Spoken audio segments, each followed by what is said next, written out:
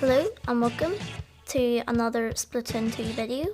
In this video I'll be showing you all the ins and outs of the Enperry Splat Dualies and how to use them.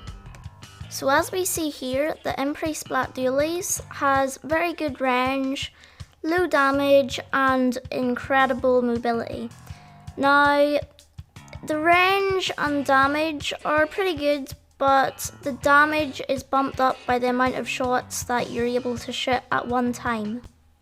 So once we actually get into the main weapon, as we can see, the main feature is mostly the dodge, and that's mostly the reason you want to use it instead of a gun.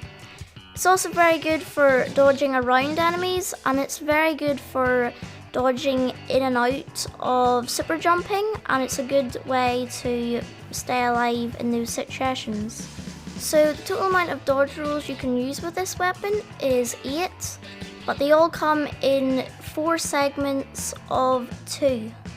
Another thing I like to do when you just get into a match is just dodge roll straight into the middle of a big open area, and then from then what you can do is just spin in a circle without moving, and that nearly always just gets your special filled up to the maximum it can be.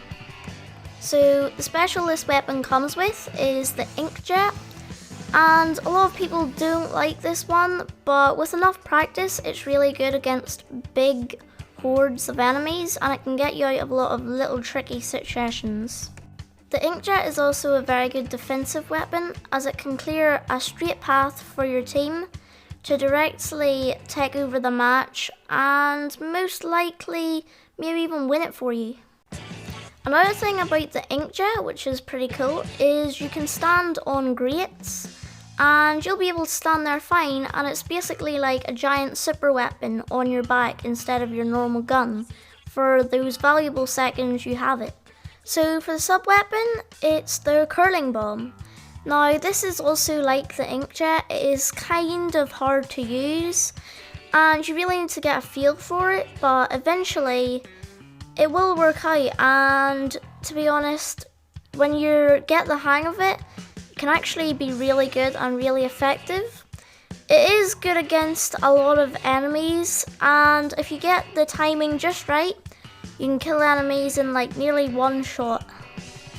Another good use you can use the curling bomb for is travels. So basically in Turf War or any of the rank modes, you can pretty much just use them to go straight to the center. Now this gives you a good boost to the center, but also lets your team go in that trail as well, and by the time you get to the end of that trail, you'll have enough for a second bomb.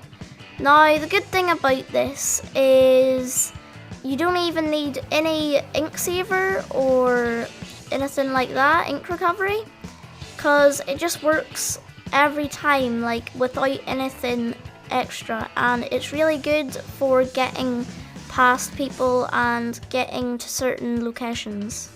So the final thing for the curling bomb is basically you can sneak up behind them or behind a corner and just kind of get the curling bomb, maybe set it up at a time and just let it go, and basically you can kill them off guard while they're trying to kill other people.